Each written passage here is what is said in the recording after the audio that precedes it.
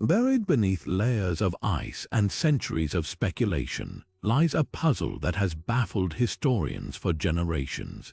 The Vikings, legendary explorers who sailed farther than any civilization before them, built thriving settlements across the North Atlantic, only to abandon them without a trace. What could have driven these fearless seafarers to leave behind their homes, their farms, even their tools, as if they simply vanished into thin air? Was it climate change, conflict, or something far more mysterious? Today, we're unraveling the secrets of these lost Viking outposts, piecing together clues that could rewrite what we know about one of history's most enigmatic civilizations. Between the late 8th and 11th centuries, a wave of seafaring warriors and traders from Scandinavia reshaped the map of the known world. This era, known as the Viking Age, began with the infamous raid on Lindisfarne in 793 and lasted until the Norman conquest of England in 1066.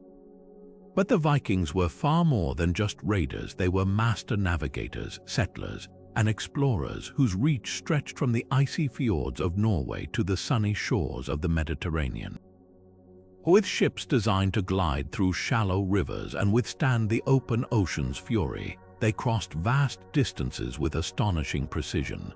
Their journeys took them to places like Greenland, where they founded Erik the Red's eastern settlement, and even North America, centuries before Columbus. In fact, the remains of a Viking outpost at Elance Oaks Meadows in Newfoundland prove they were the first Europeans to set foot on the continent. But how did they achieve such feats without modern instruments? By reading the stars, tracking migratory birds, and using sunstones, a type of crystal that could pinpoint the sun even on cloudy days. This wasn't just luck, it was a combination of skill, bravery, and an insatiable hunger for discovery that propelled them further than anyone before. One of the most striking examples of the Vikings' vanishing act lies along Greenland's rugged coastline. Erik the Red, exiled from Iceland for murder, stumbled upon this frozen land in the late 10th century. With a marketer's cunning, he named it Greenland to lure settlers despite its icy reality. By 985, he'd founded the Eastern Settlement, a cluster of farms that would grow to nearly 4,000 people at its height. These weren't just temporary camps. They built stone churches, raised livestock, and even cultivated barley in the short Arctic summers. The ruins at Bratolith, Erik's own estate, reveal sturdy longhouses with thick walls that defied the cold. But perhaps the most puzzling discovery is how abruptly it all ended. Walk through these ruins today, and you'll find tools left where they were last used, animal bones half butchered, as if everyone simply walked away.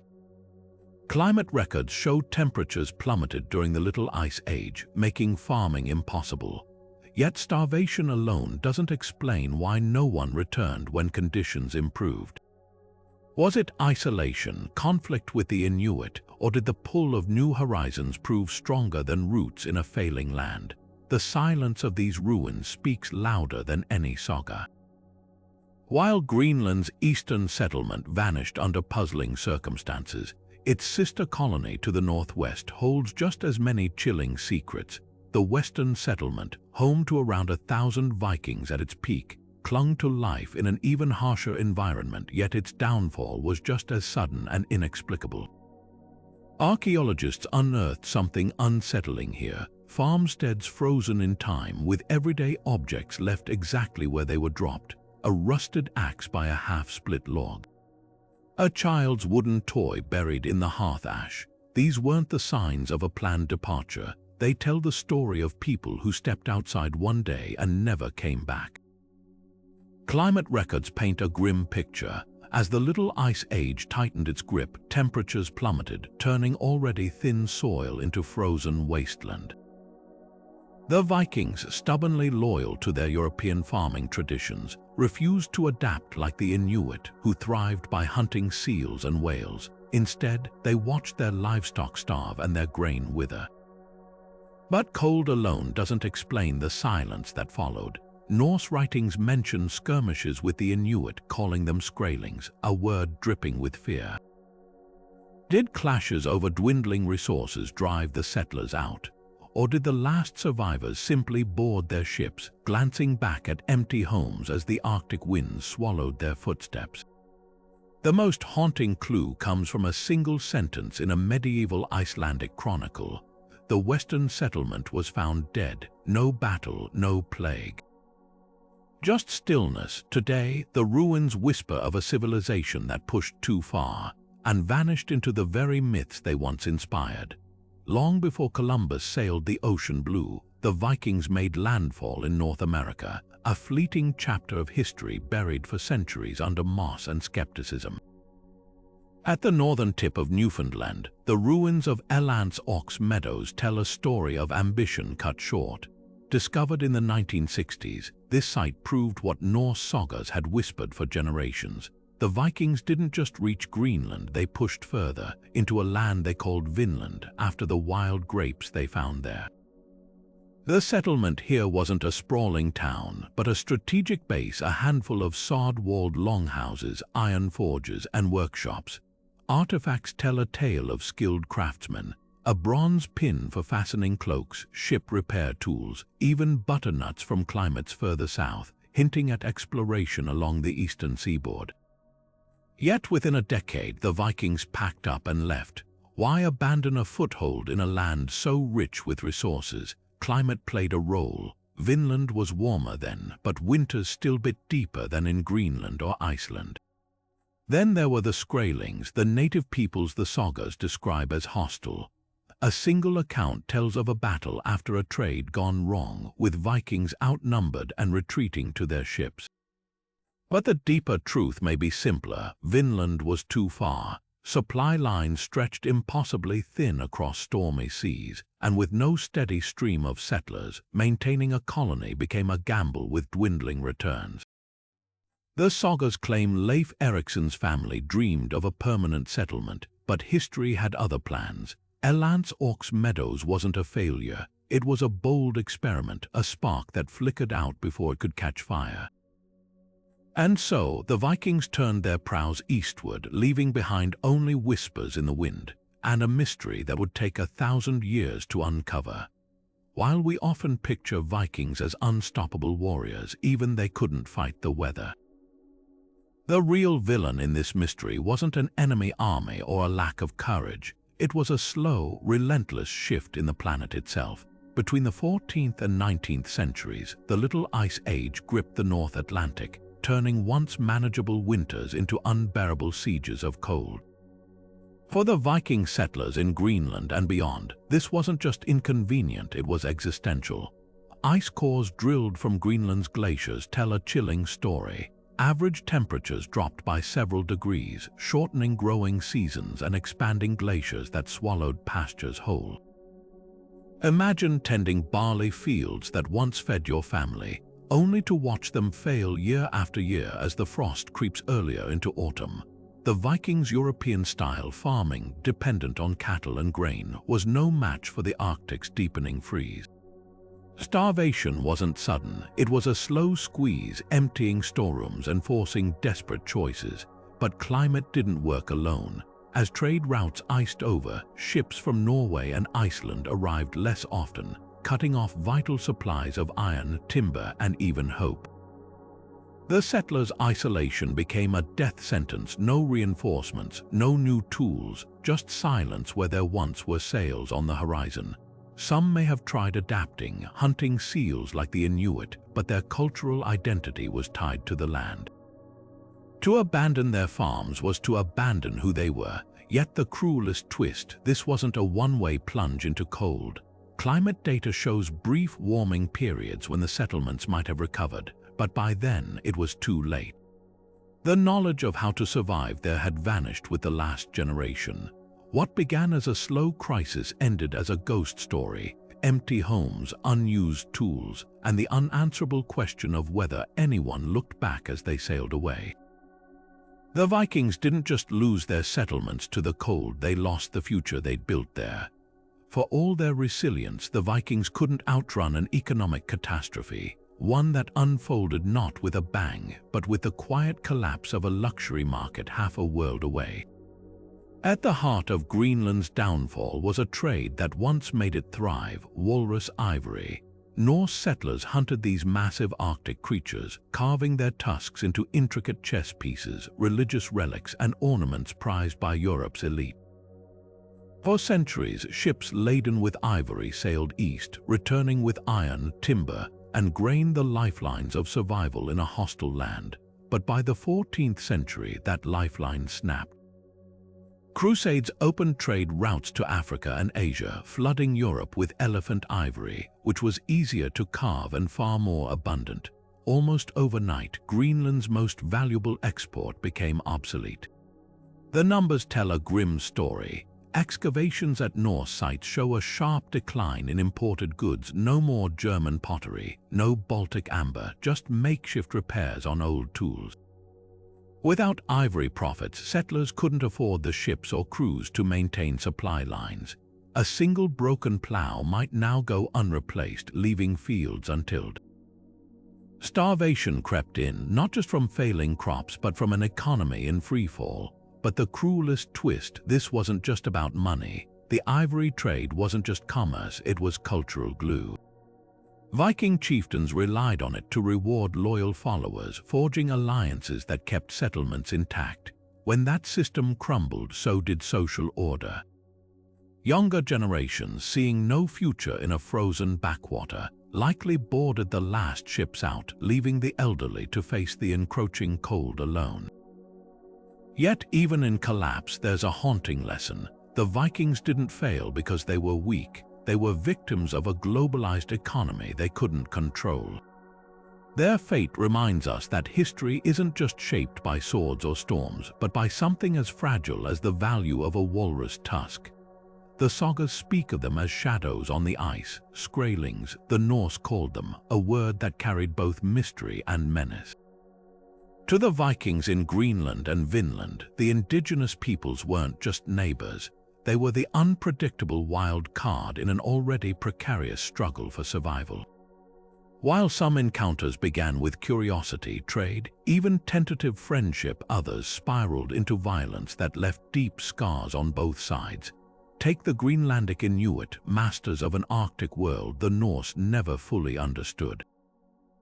Where Vikings clung to their cattle and barley, the Inuit moved with the seasons, hunting seals and whales with techniques honed over generations. As resources dwindled during the Little Ice Age, competition flared. A Norse account describes a night raid on an isolated farmstead: men slaughtered, women taken. The Inuit, for their part, passed down stories of pale strangers who fought like bears but starved like dogs. Archaeology confirms the tension. Viking graves near the western settlement show bodies with brutal wounds, some buried hastily, as if survivors were too terrified to linger. Across the sea in Vinland, the dynamics were even more volatile. The sagas recount a fateful trade gone wrong: Norse traders killing Native Americans who tried to flee with unfinished goods. What followed was a nightmare. The skraelings returned in overwhelming numbers, launching waves of arrows and fire-hardened spears. The Vikings, outnumbered and outmaneuvered, barely escaped to their ships. At Elant's Orcs Meadows, archaeologists found arrowheads of indigenous design embedded in hearth ashes, silent witnesses to a battle that may have sealed Vinland's fate. But here's the twist: conflict alone didn't doom the settlements. The Norse had faced enemies before. What changed was their inability to recover. In Greenland, every lost hunter or farmer weakened a community already teetering on collapse. In Vinland, with no reinforcements coming, even small clashes carried existential stakes. And so the Vikings made a choice. Some may have assimilated. Inuit oral traditions tell of blue-eyed tribes who joined their ranks. Others likely sailed away, trading distant dreams of new frontiers for the grim reality of home. The truth lies scattered in artifacts and half-remembered tales. A broken Norse comb found in an Inuit village, a Native American arrowhead lodged in a longhouse wall. These weren't just clashes of steel and bone. They were collisions of worlds where the first to adapt survived and the last to leave became ghosts in their own sagas. The Viking settlements weren't just cut off by ice and ocean, they were severed from the very roots that kept their culture alive. Imagine being part of a community where no new ships arrive for years, where the songs, stories, and skills of your homeland fade like echoes in the wind. This wasn't just physical isolation, it was a slow unraveling of identity. Generations of settlers in Greenland and Vinland had no access to the bustling trade hubs of Scandinavia. Without fresh influxes of craftsmen or traders, knowledge began to fragment. Blacksmiths who once forged intricate weapons found themselves relearning basic techniques as iron supplies dwindled. Archaeologists uncover tools that grow cruder over time: axes with poorly balanced heads, knives with uneven edges, evidence of skills slipping away. Even their famous shipbuilding suffered. Sagas mention settlers struggling to repair vessels without the right timber, leaving them stranded when they needed mobility most, but the erosion went deeper than tools. The settlers' Norse language, once sharp and precise, began absorbing Inuit words for survival terms for ice formations, unfamiliar animals, while losing fluency in the poetic kennings of their ancestors. Religious practices blurred too. Crosses found in graves are sometimes carved with Thor's hammer motifs, a quiet fusion of old and new beliefs under pressure. Worst of all, they forgot their own stories. In Iceland and Norway, skalds kept history alive through elaborate sagas. In Greenland, with no new bards arriving, oral traditions withered. Children grew up hearing fragmented tales of Leif Erikson's voyages, the details growing hazier each winter. Without these narratives, the settlers lost more than entertainment. They lost their sense of purpose, their connection to a greater Viking world. Yet in this loneliness, some clung fiercely to tradition. Excavations reveal pearls and brooches buried with the dead, even as living families starved. These weren't just ornaments, they were declarations: we are still Norse. But identity alone couldn't mend broken plows or summon supply ships. By the time the last Greenlandic Viking lit a fire in a crumbling longhouse, their world had shrunk to a handful of fading memories and a frozen sea that no longer brought them home. The last whispers of Greenland's Norse settlers don't come from crumbling ruins or buried artifacts, they're etched in faded ink on medieval parchment. A wedding record from the Valsey Church, dated to 1408, marks the final confirmed event in the eastern settlement. A bride, a groom, and witnesses gathered in a stone church that still stands today, its walls silent witnesses to an era slipping into oblivion. After that, only fragments. A Danish-Norwegian ship reported spotting abandoned farms along the coast in the mid-15th century. An Icelandic account mentions a man who sailed to Greenland in 1540 and found no one, just a single sun-bleached corpse in a tattered hooded cloak lying face down near a ruined homestead. But these scattered clues only deepen the mystery. If the settlements collapsed so completely, where did the people go? Skeletons from later graves show signs of malnutrition, yet not enough to explain total extinction. Some may have migrated back to Iceland, blending into the population. Inuit oral histories speak of encountering foreigners who joined their communities, adopting their ways to survive.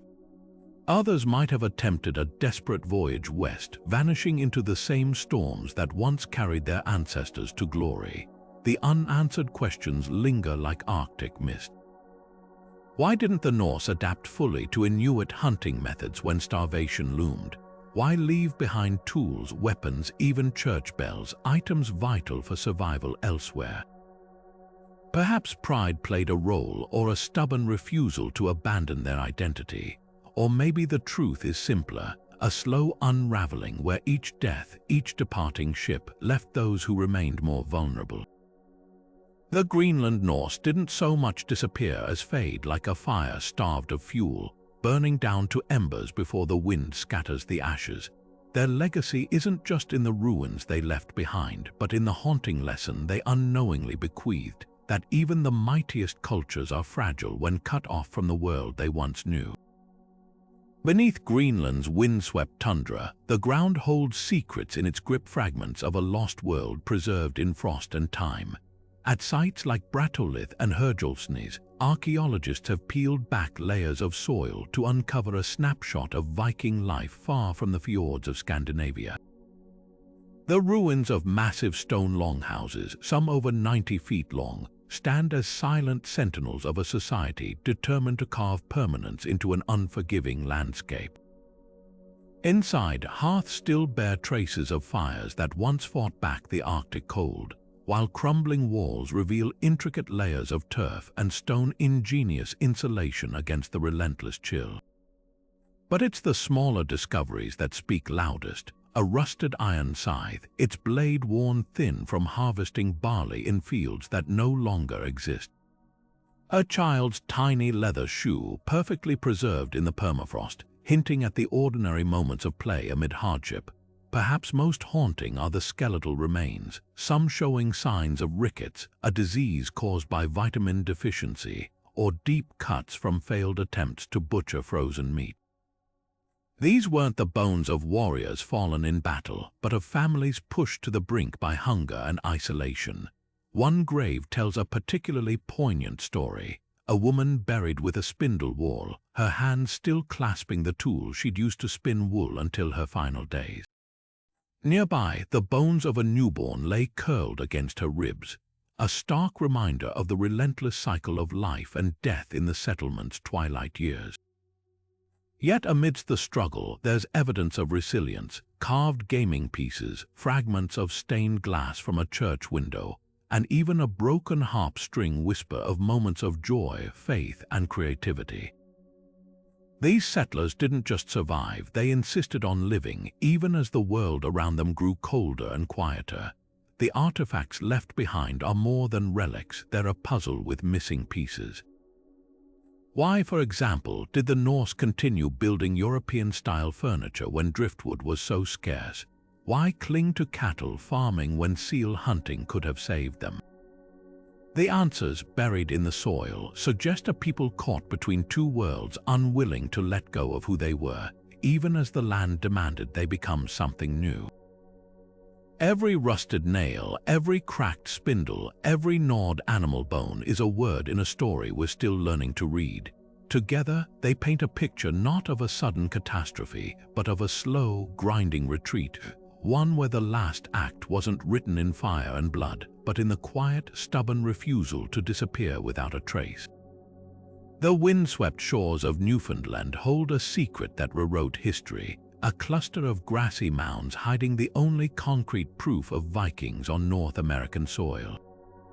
Elands Ox Meadows, discovered in 1960 by Norwegian explorer Helge Ingstad and his archaeologist wife Anne Stein, wasn't just another dig site. It was the smoking gun that confirmed centuries of Norse sagas weren't mere legend. Walking through the reconstructed longhouses today, you can almost hear the echoes of axes splitting wood and the hiss of iron being forged.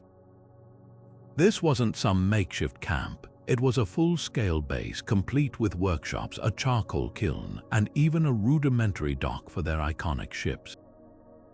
The sheer scale of construction suggests dozens, perhaps hundreds of Vikings lived here at its peak. But what's truly remarkable are the small finds: a bronze cloak pin identical to ones found in Norway, a stone spindle whorl for spinning yarn, and iron nails that match those used in Viking vessels. These weren't lost explorers, they were settlers with families, craftsmen, and a clear plan to stay. Yet the site's brilliance lies in its contradictions. Despite being dubbed Vinland for its wild grapes, Elands Ox Meadows itself was too far north for vineyards. Archaeologists now believe it served as a gateway, a staging post for expeditions further south, where butternuts and grapevines grew. Butternut seeds found here couldn't have come from Newfoundland. They point to journeys down the St. Lawrence River or beyond. This was the Vikings' toehold on a continent they barely understood, a bridge between their world and one utterly foreign. Why then did they leave after barely a decade? The sagas speak of conflict with indigenous peoples, but the deeper truth may be simpler: logistics. Maintaining a settlement across such distances with no supply lines or backup was a gamble even for master navigators. Every broken tool, every shortage of timber carried higher stakes when home was an ocean away. Eland's Ox Meadows stands as both a triumph and a tragedy, a dazzling confirmation of Viking daring and a glimpse of a future that could have been. If they'd held on just a little longer or pushed a little further, our maps might look very different today. Instead, they left behind quiet ruins and a mystery that took 1,000 years to solve. For every confirmed Viking site like Eland's Ox Meadows, there are whispers of others' shadows on the map that could rewrite history if proven true. Take Point Rosie, a windswept peninsula in southern Newfoundland. In 2016, satellite imagery revealed strange soil discolorations, suggesting man-made structures beneath the turf. Archaeologists rushed to the site, uncovering what appeared to be turf walls and a fire-cracked stone hearth, hallmarks of Norse construction. But unlike Eland's Ox Meadows, the evidence here is murkier. No iron nails, no carved artifacts, just tantalizing hints that refuse to solidify into certainty. Why is proof so hard to pin down? Time hasn't been kind to these coastal sites. Centuries of erosion have swallowed entire settlements, leaving only faint traces in the dirt. Organic materials like wood and cloth rot away, while stone tools can easily be mistaken for indigenous artifacts. Even the Vikings' famed ironworking leaves little trace without slag heaps or forges. At Point Rosie, the most telling clue was a single piece of iron ore, but without context it could have been carried there by later settlers or even natural processes. The search isn't just about digging in the right places, it's about rethinking what Viking presence might have looked like. Unlike Greenland's permanent farms, North American outposts were likely seasonal, used for logging or hunting rather than year-round living. That means fewer permanent structures, fewer artifacts left behind. Some researchers now scan riverbanks and islands for subtle signs, unnatural mounds, imported butternut shells, or even changes in vegetation where Norse livestock once grazed. Yet hope persists. New technologies like ground-penetrating radar and chemical analysis of soil can detect ancient activity invisible to the eye. A site in New Brunswick, for instance, showed elevated levels of a compound linked to Norse manure, hinting at livestock pens long since vanished. Each potential discovery, even those later debunked, sharpens the search, because if the Vikings built one settlement in North America, logic insists there were others. The question isn't just where they might be, it's how many stories we've yet to uncover beneath our feet. The sagas tell of a moment frozen in time, a Norse trader holding up a piece of red cloth to a group of curious Skraelings along the shores of Vinland. At first, the exchange seemed harmless, even hopeful. The indigenous people offered furs, the Vikings gave milk and woven goods. But these tentative moments of contact carried the seeds of misunderstanding. The Vikings, used to hierarchical trade, expected deference. The Native Americans, bound by different customs, saw no reason to yield. When a dispute erupted over an unfinished trade, steel met stone in a clash that would echo through the sagas for centuries. This wasn't an isolated incident. Across the Viking frontier, encounters with indigenous peoples swung between cooperation and conflict like a ship caught in crosswinds. In Greenland, the Norse initially viewed the Dorset and Thule cultures as curiosities, until competition for hunting grounds turned neighbors into threats. A single entry in the Icelandic annals records a chilling event in 1379. The Skraelings attacked the Greenlanders, killing 18 men. Archaeology backs this up. Norse graves near the western settlement reveal skeletons with wounds matching Inuit harpoons. Yet dig deeper and the story grows more complex. At some sites, Norse-style belt buckles appear in Inuit settlements, suggesting moments of exchange, even intermarriage. What fueled these tensions? Resources played a role. As the Little Ice Age tightened its grip, both groups scrambled for dwindling seals and walrus, but culture ran deeper. The Norse, proud of their European identity, refused to fully adopt Inuit hunting techniques even as their farms failed. The Inuit, watching strangers starve beside fertile hunting grounds, may have seen their stubbornness as arrogance or opportunity. The most telling evidence lies in silence. By the 15th century, Norse artifacts in Inuit camps vanish. No more traded nails or woven cloth, just empty longhouses and the unspoken truth, where two worlds met, only one adapted enough to survive. The Vikings didn't disappear because they were weak, they faded because they couldn't imagine becoming something new. When the first Viking settlers stepped onto Greenland's shores, they carried more than just axes and livestock, they brought their gods. Yet within a generation, something remarkable happened. The pagan warriors who once worshipped Thor and Odin began raising stone churches under the sign of the cross. This spiritual transformation wasn't just personal, it reshaped their entire society. The ruins of these buildings, some with walls still standing after centuries, tell a story of faith woven into survival. Take Erik the Red's wife, Jodhild. According to the sagas, she refused to live with her husband unless he converted to Christianity.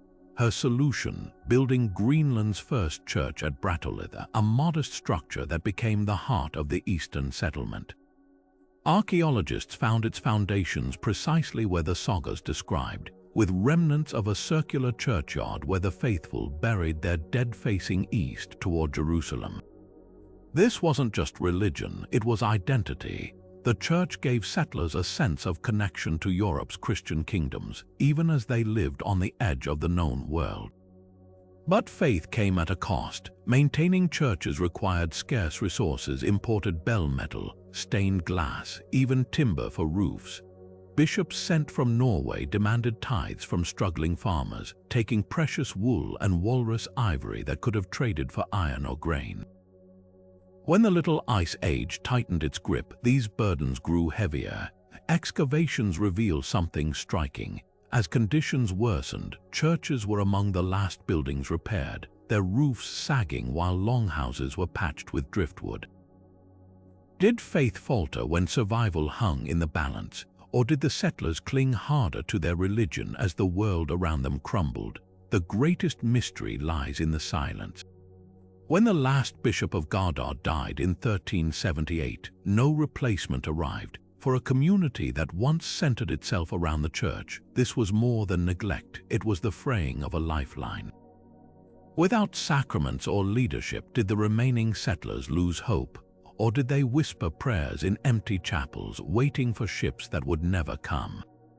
The answers may lie in a single artifact, a broken crucifix found near a hearth, its wood charred, perhaps used as fuel in a final, desperate winter. Christianity didn't doom the Viking settlements, but its decline mirrors their unraveling. What began as a spiritual anchor became one more thread snapping in the cold.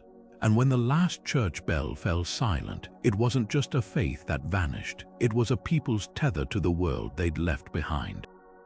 The bones don't lie. Hidden within the skeletal remains of Greenland's Viking settlers lies a hidden record of slow starvation, one that rewrites our understanding of their final days.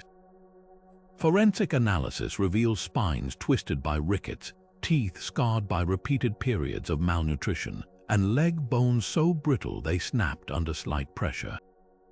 These weren't warriors felled in battle. They were ordinary people trapped in a cruel puzzle where every season brought less food than the last. Examine the clues closer and a troubling pattern emerges. Carbon isotope studies of bone collagen show a diet increasingly dependent on livestock, beef and dairy. Even as the climate turned against farming, the settlers' teeth tell an even darker story. Layers of enamel hypoplasia, horizontal grooves marking childhood starvation, appear more frequently in later generations. Imagine a mother watching her child's teeth develop these scars year after year as the once fertile fields yielded only stunted barley. But the real shock comes from comparing Norse and Inuit remains from the same period. While Viking bones show signs of scurvy and iron deficiency, evidence of withered crops and dying cattle, The Inuit thrived on seal blubber and whale meat, nutrients their bodies had adapted to over centuries. The Vikings, stubbornly tied to European farming traditions, found themselves starving beside an ocean teeming with food they refused to harvest in meaningful quantities. A single Norse midden heap tells the tragic irony: layers of cattle and sheep bones picked clean to the marrow, while just offshore, seal colonies multiplied untouched. Yet malnutrition wasn't just about failed crops or pride, it reshaped society. Bone density scans reveal women in the settlement's final decades were markedly shorter and frailer than their ancestors, their bodies stunted by generations of scarcity. A grave near the church at Herjolfsnes holds a woman buried with a spindle, her arthritic fingers frozen in a grasping shape, perhaps from years of spinning scarce wool into thread, trading warmth for calories she could no longer afford. The ultimate tragedy: some did try to adapt. A handful of Norse bones show elevated mercury levels consistent with eating seal liver, a last resort Inuit survival food. But by then, it was too late. The lessons written in these skeletons aren't just about climate or culture. They're a warning about what happens when a people cling to the past as the future starves them. Back in Scandinavia, Viking blacksmiths forged swords so sharp they could split a hair lengthwise, their workshops buzzing with the latest techniques from across Europe. But dig through the ruins of Greenland settlements and you'll find a different story. The iron tools here grow cruder over time, their edges uneven, their designs frozen in the past. Why did these master craftsmen, descendants of innovators who revolutionized shipbuilding and metallurgy, suddenly stop progressing? The answer lies in isolation. In Norway or Denmark, a blacksmith could trade secrets with travelers, access high-quality ore, and replace worn tools with ease. Greenland's settlers had none of that. Their iron came from scavenged ship nails or poor-quality bog iron, forcing them to recycle old blades into farm implements. Archaeologists find axes with layers of weld lines patched together repeatedly like a fading family heirloom. Without new materials or knowledge flowing in, each generation's skills eroded slightly, like a language losing its vocabulary. Even their famed shipbuilding suffered. Back home, shipwrights perfected the sleek longship design over centuries. But in Greenland, with no access to quality timber, repairs became desperate improvisations: driftwood lashed together with walrus hide, hulls patched until they barely held. A single broken rudder might ground an entire community, cutting them off from trade or escape. What's most revealing isn't what changed, but what didn't. Greenland's Vikings stubbornly clung to European farming methods, even as the Inuit thrived with lighter, adaptable tools. While their neighbors crafted sleek harpoons from bone and driftwood, Norse settlers heaved heavy iron plows across frozen fields. Pride played a role, but so did sheer necessity. Without apprenticeships or fresh ideas, innovation wasn't just difficult, it became unimaginable. The artifacts tell a silent tragedy: a people who crossed oceans with revolutionary technology, only to watch it slowly petrify in the cold. Stagnation wasn't a choice, it was the price of being forgotten by the world they once knew. Could the vanished Vikings of Greenland have simply packed up and sailed home? Some historians argue that the settlements didn't collapse, they relocated. Fragments of evidence suggest that many settlers may have abandoned the Arctic for familiar shores, melting back into Scandinavian society without leaving a clear trail. After all, these were a people defined by movement, never content to stay in one place for long. Yet if an exodus occurred, why don't medieval records shout about it? Imagine hundreds of starving farmers arriving unannounced in Iceland or Norway. Surely someone would have written it down. The silence speaks volumes. One theory points to timing. By the 14th century, Europe was reeling from the Black Death, a catastrophe that killed millions and disrupted record-keeping. Returning settlers might have been absorbed into depleted communities, their arrival lost in the chaos. Another clue lies in Iceland's census records from the era. Certain family names vanish from the books around the same time Greenland's contact dwindles, hinting at possible reunions with relatives. Even more telling are genetic studies of modern Icelanders, which reveal markers linked to Greenland's Norse population. Did survivors bring back more than just stories? But migration wasn't always voluntary. Norse sagas describe desperate voyages, ships overloaded with starving families, some vanishing in storms, others washing up on distant coasts. A single Icelandic chronicle mentions a group arriving sick and thin, only to perish weeks later from an unknown illness. If most returnees met similar fates, their stories may have died with them. The truth might be messier than we imagine. Not a grand homecoming, but a scattered retreat, some making it back to Norway, others blending into Inuit communities, a few even attempting doomed voyages to mythical lands further west. The Vikings didn't leave behind a single answer, just whispers in the genes, gaps in the records, and the stubborn question of how an entire civilization could quietly step off history's stage. As the Little Ice Age tightened its grip on Greenland, another invisible killer may have been stalking the Norse settlements, one that left no ruins, no broken tools, only silence in its wake. While we often picture the Black Death as a purely European catastrophe, its long shadow could have stretched across the icy waters to Greenland's vulnerable communities. Records from Bergen, Norway, the primary trade linked to the colonies, show the plague ravaging the city in 1349. Precisely when ships still made the perilous journey west. A single infected rat aboard one of those vessels could have carried doom to settlements already teetering on the brink. Archaeology offers chilling hints. Mass graves near the church at Herjolfsnes hold jumbled skeletons, some buried without the careful Christian rites the Norse usually observed. These aren't the orderly rows of a churchyard, but hasty pits, as if survivors were too few or too terrified to honor the dead. Yet proving plague's presence remains elusive without soft tissue. DNA evidence is nearly impossible to recover from centuries-old bones in Arctic conditions. But disease doesn't need a famous name to devastate. Isolated communities with limited genetic diversity are tinder for epidemics. A sailor's common cold, a bout of dysentery from spoiled provisions, any illness could have spiraled into catastrophe when every able body was needed to hunt or tend crops.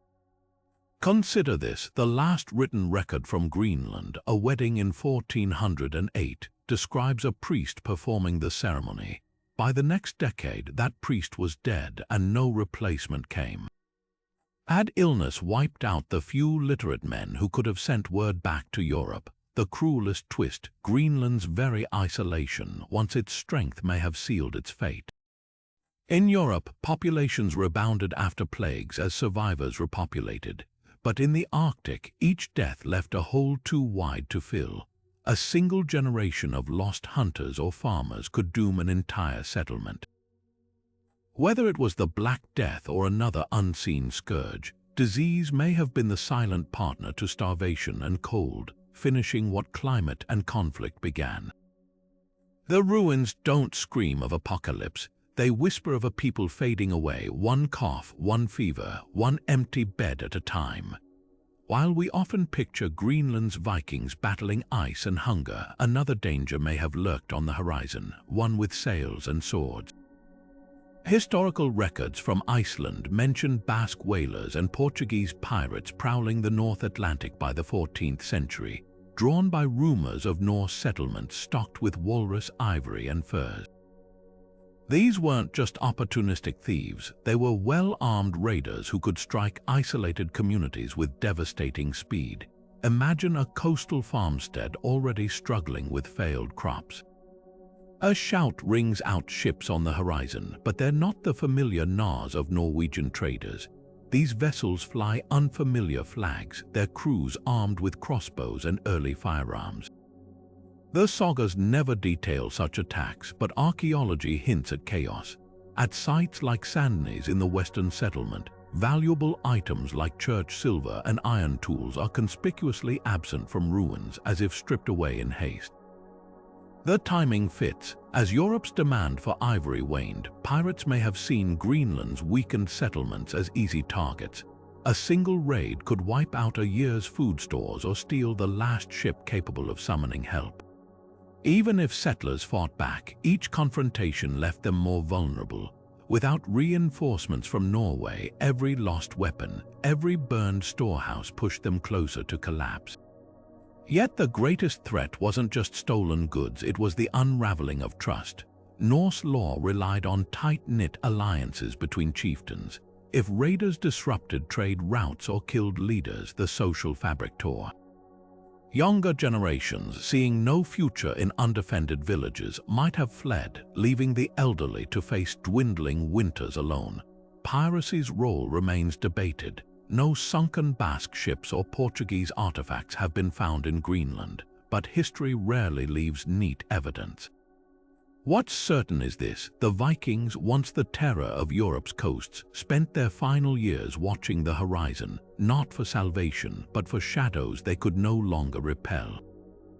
The lush pastures that first greeted Viking settlers in Greenland hid a fragile secret, one that would take centuries to reveal itself. Beneath the thin layer of Arctic soil lay an ecosystem balanced on a knife's edge, vulnerable to the slightest human pressure. At first, the land seemed generous, enough grass to feed herds of cattle, sheep, and goats, with stands of dwarf willow and birch for fuel and building. But each passing season took its toll.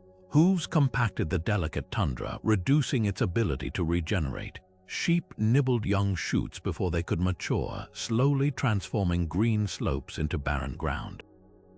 Archaeologists find stark evidence in layers of soil. Core samples near abandoned farms show a disturbing pattern. Pollen from grasses and shrubs disappears over time, replaced by dust and erosion markers. The settlers, unaware of the damage, kept expanding pastures as old fields wore out. They cut down every scrap of usable timber, leaving hillsides vulnerable to wind scouring. In their homeland, such practices might have recovered in a generation, but in Greenland's harsh climate, the land had no chance to heal. The cruelest irony. The very animals that sustained the Norse also doomed them. Study the bones in their middens and you'll notice something grim. Cattle grew smaller over the centuries, their stunted frames suggesting malnourishment from grazing on degraded land. As pastures failed, farmers fed precious hay to livestock instead of saving it for winter, a desperate cycle that left both animals and humans starving. Yet the settlers weren't blind to the crisis. Some tried rotating fields or hauling seaweed for fertilizer, but Greenland offered no fallback. Unlike Iceland, where volcanic soils renewed themselves, or Norway's resilient forests, this land had no margin for error. When the Little Ice Age's colder winters arrived, the weakened ecosystem collapsed entirely. Frozen layers of peat revealed the final act, topsoil blowing away like smoke, leaving only gravel and rock where crops once grew. What began as a paradise, Erik the Red's Greenland, became a lesson in unintended consequences. The Vikings didn't just battle the climate, they unknowingly helped create the wasteland that consumed them. Their story echoes beyond history, reminding us that no civilization, no matter how resilient, can outlast the land that feeds it. Beneath the frozen earth of Greenland and Newfoundland, cutting-edge technology is peeling back layers of time to reveal secrets the Vikings never wrote down. Armed with ground-penetrating radar and drone-mounted thermal cameras, modern archaeologists are uncovering traces of settlements too faint for the naked eye to spot. In 2021, a team scanning a field near Iceland's southern coast detected the unmistakable outline of a Viking-age longhouse buried under centuries of sediment, its walls still aligned with the stars, just as the sagas described. These tools don't just find ruins, they reconstruct vanished worlds. Soil chemistry analysis can now identify ancient manure deposits, revealing where livestock once grazed. LiDAR mapping exposes hidden pathways worn smooth by centuries of foot traffic, tracing routes between farms and fishing grounds. Even the humblest artifact, a bent nail, a charcoal stain, can tell a story when paired with 3D modeling software that reconstructs entire villages pixel by pixel. One of the most exciting breakthroughs comes from Canada's Point Rosy site, where thermal imaging exposed strange rectangular patterns in the soil. Initial digs uncovered hearthstones and iron slag, hallmarks of Norse metalworking.